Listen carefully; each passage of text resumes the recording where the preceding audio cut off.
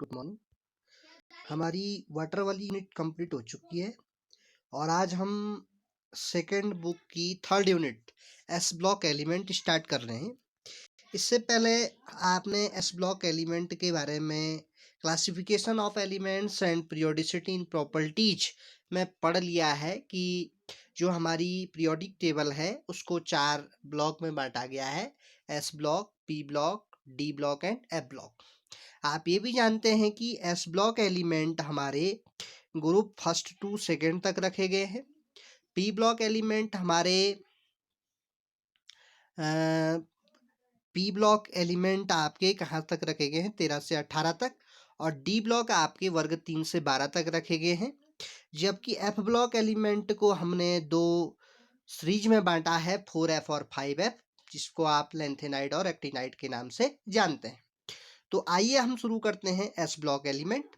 आप जनरली जानते हैं कि एस ब्लॉक के एलिमेंट को हम नॉर्मल एलिमेंट या सामान्य तत्वों के नाम से जानते हैं और एस ब्लॉक एलिमेंट को 2 सब ग्रुप में बांटा गया है, फर्स्ट ए और सेकेंड ए में। जहां पर फर्स्ट ए को हम एल्कली मेटल्स यानी कि क्षार धातुएं कहते हैं और सेकेंड ग्रुप को हम एल्कली अर्थ मेटल्स या क्षारीय मृदा धातुएं कहते हैं। तो आप जानते हैं कि आवर्त सारणी का जो एस ब्लॉक है, एस ब्लॉक में जो फर्स्ट 1 सीरीज है या 1s सीरीज है, उसमें हाइड्रोजन सबसे टॉप पर रखा गया है और हाइड्रोजन यहाँ पर एक अपवाद का विषय है। हमने हाइड्रोजन और हीलियम के अपवाद के विषय की चर्चा हाइड्रोजन में भी की है और फर्स्ट बुक में भी हमने इसकी बात की है कि कैसे वो इलेक्ट्रॉनिक कॉन्फ़िगरेशन के आधार पर या कैसे वो एल्कली मेटल्स से विशेषताएं दिखाते हैं, चाहे वो बैलेंसी के आधार पर हो या इलेक्ट्रो पॉजिटिव प्रॉपर्टी के आधार पर हो, ये हमने बात की थी। और हीलियम अपवाद का विषय है, गैसों के समान गुण दिखाता है और पूरे उसमें इलेक्ट्रॉन है जितने एस सब सेल में आ सकते हैं, इसलिए उसको वर्ग 18 में रखा गया है। तो ये आप जानते हैं कि इनको एल्कली मेटल्स यानी कि क्षार धातुएं कहते हैं। इसमें हाइड्रोजन अपवाद है, सबसे ऊपर रखा गया है। बाकी lithium, sodium, potassium, rubidium, caesium और फ्रांसियम है। इनके एटॉमिक नंबर इनके आगे लिखे हुए हैं। वर्ग सेकंड को हम एल्कली अर्थ मेटल्स या क्षार मृदा धातुओं के नाम से जानते हैं और इसमें beryllium, magnesium, calcium, strontium, barium और रेडियम है। एक एक इलेक्ट्रॉनिक विन्यास बढ़ाकर यहाँ पे इनका एटॉमिक नंबर एक एक बढ़ाकर वो क्षारीय मृदा धातुओं का निर्माण कर लेते हैं। अब हम इनके जनरल प्रॉपर्टीज की बात करते हैं एस ब्लॉक एलिमेंट की। सबसे पहले ऑक्यूरेंस इन नेचर, प्रकृति में कैसे पाए जाते हैं और किस अवस्था में पाए जाते हैं। तो सबसे बड़ी बात है कि एस ब्लॉक एलिमेंट प्रकृति में मुक्त अवस्था में नहीं पाए जाते हैं। ये हमेशा कार्बोनेट्स के रूप में होते हैं। जैसे आपका लिथियम है या सोडियम है, ये क्लोराइड के रूप में भी हो सकते हैं और कार्बोनेट के रूप में तो पाए जाते हैं, जैसे सोडियम कार्बोनेट, कैल्शियम कार्बोनेट। उसी प्रकार ये सल्फेट्स के रूप में भी होते हैं, sodium sulphate, calcium sulphate. Silicates के रूप में, जैसे परम्यूटेट विधि में आपने पढ़ा Na2Al2Si2O8, सोडियम एल्यूमिनियम सिलिकेट। उसी प्रकार ये फॉस्फेट के रूप में पाए जाते हैं, plaster of Paris, calcium phosphate, इस प्रकार की चीजें, कैल्शियम सल्फेट। ये बहुत अधिक क्रियाशील होने के कारण प्रकृति में मुक्त अवस्था में नहीं पाए जाते। आगे हम इनके इलेक्ट्रॉनिक कॉन्फ़िगरेशन की बात करें तो इनका जनरल इलेक्ट्रॉनिक कॉन्फ़िगरेशन NS122 होता है, क्योंकि जैसे यहाँ पर आप जानते हैं, यदि हम लिथियम का एग्जाम्पल ले लें तो लिथियम 2 और 1 होता है, यानी कि 1s2 2s1 हो जाएगा। उसी प्रकार यदि बेरिलियम की बात करें तो वो 1s2 2s2 हो जाएगा। इसलिए इनका जो जनरल इलेक्ट्रॉनिक कॉन्फ़िगरेशन होता है वो NS122 होता है। बैलेंसी इलेक्ट्रॉन, तो एल्कली मेटल्स में 1 होंगे और एल्कली अर्थ मेटल्स में 2 होंगे, यानी कि अंतिम अवस्था में उपस्थित, अंतिम कोष में उपस्थित इलेक्ट्रॉनों की संख्या को ही उसकी हम क्या कह देते हैं, बैलेंसी। ऑक्सीडेशन स्टेट भी वही बताती है जो जनरली वैलेंसी बताती है। तो इनकी ऑक्सीडेशन स्टेट +1 और +2 होती है। एल्कली मेटल्स की +1 और एल्कली अर्थ मेटल्स की +2 होती है। आगे बात करते हैं नेक्स्ट प्रॉपर्टीज इनकी हम। हाँ, इनके nature of compound, nature of compound कि इनके कंपाउंड की प्रकृति कैसी होती है। तो आयनिक नेचर के होते हैं जनरली, आप जानते हैं सोडियम क्लोराइड है तो Na+ और Cl नेगेटिव के रूप में टूट जाता है। अब हम बात करते हैं abnormal behaviour of first element of the group, यानी कि जो फर्स्ट एस हैं उनमें क्या क्या एबनॉर्मल प्रॉपर्टी पाई जाती हैं। तो हम जानते हैं कि किसी वर्ग का जो प्रथम तत्व होता है वो असामान्य व्यवहार दिखाता है। किन लक्षणों में? स्मॉल साइज, ये मैंने आपको पहले भी बताया है, छोटा आकार, हाई इलेक्ट्रोनेगेटिविटी, उच्च विद्युत ऋणात्मकता, हाई आयनाइजेशन पोटेंशियल और in presence of d orbital, d कक्षकों की अनुपस्थिति उसमें होती है। तो किसी भी वर्ग का जो प्रथम तत्व है वो असामान्य व्यवहार दिखाता है। जैसे लिथियम की बात करें, लिथियम अन्य के अपेक्षा, lithium, sodium, potassium, rubidium, caesium, francium, तो यहाँ पे लिथियम का एटॉमिक नंबर सबसे छोटा है। जिसका एटॉमिक नंबर सबसे छोटा है मीन्स कि उसका साइज भी क्या होगा? सबसे छोटा होगा। दूसरी चीज हम जानते हैं कि किसी वर्ग में ऊपर से नीचे की ओर जाने पर इलेक्ट्रोनेगेटिविटी का मान क्या होता है? घटता है। तो लिथियम की इलेक्ट्रोनेगेटिविटी क्या होगी? सबसे ज्यादा होगी, जबकि फ्रांसियम की क्या होगी? सबसे कम होगी। तो किसी भी वर्ग का प्रथम तत्व सर्वाधिक विद्युत ऋणात्मक होता है, अर्थात उसकी विद्युत ऋणात्मकता का मान अन्य तत्वों की तुलना में अधिक होता है।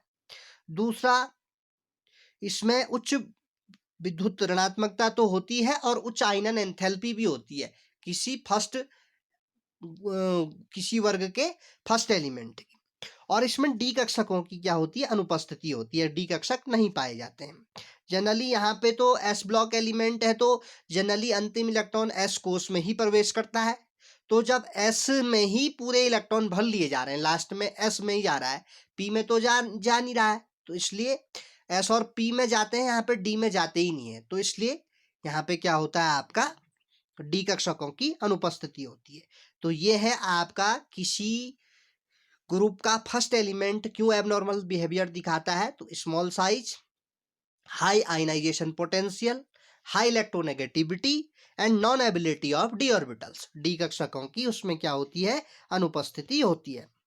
आगे बात करते हैं हम डायगोनल रिलेशनशिप के बारे में, विकर्ण संबंध। ये काफी महत्वपूर्ण है कि विकर्ण संबंध क्या होता है, कई बार पूछा जाता है। तो जरा समझने की बात कीजिए।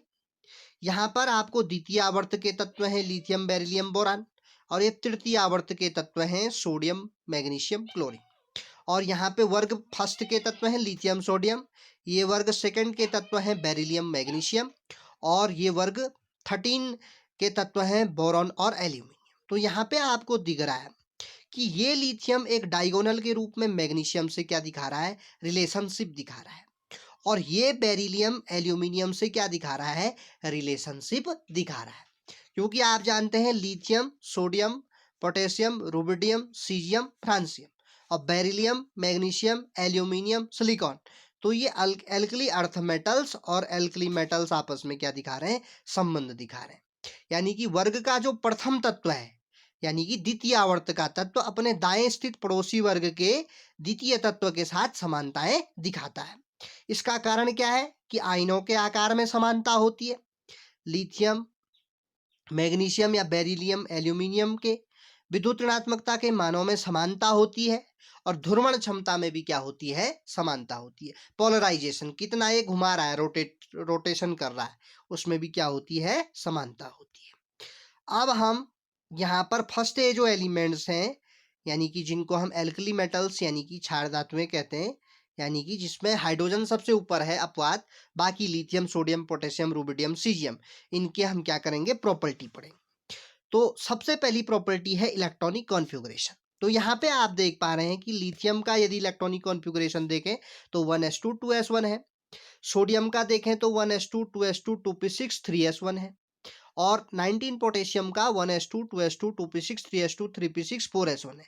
यानी कि अंतिम इलेक्ट्रॉन ns1 ऑर्बिटल में क्या कर रहा है? प्रवेश कर रहा है। तो इनका सामान्य इलेक्ट्रॉनिक विन्यास क्या होगा? ns1 होगा।